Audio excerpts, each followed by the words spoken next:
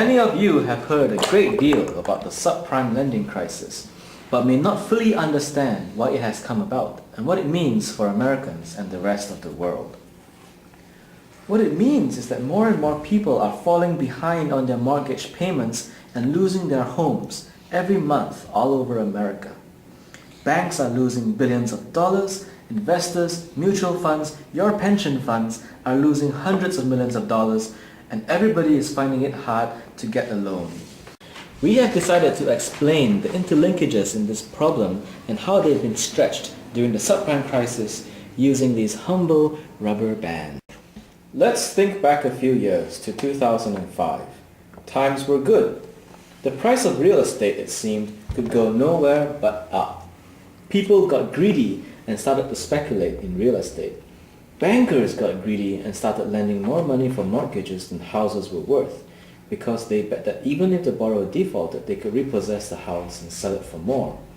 Many stopped doing due diligence on their borrowers. Investors got greedy and said, "Hey, if you package a few thousand of these mortgages together as something I can invest a few $1 million in, I'll buy it." And they were obliged.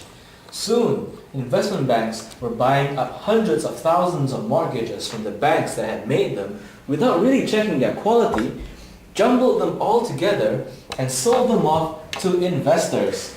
I'm rich! I'm rich! How could the good times go wrong?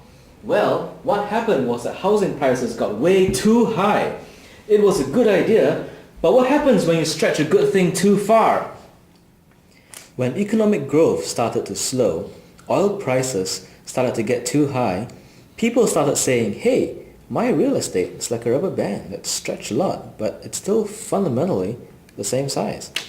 It's not really the same thing as a bigger rubber band." Really? No! House prices started to fall. Unfortunately, people still owed the same amount of money they did when they got out the loan for a house that was now only a fraction of its worth. Now everyone, from the borrowers to the investors in these mortgage pools to the banks, are in trouble.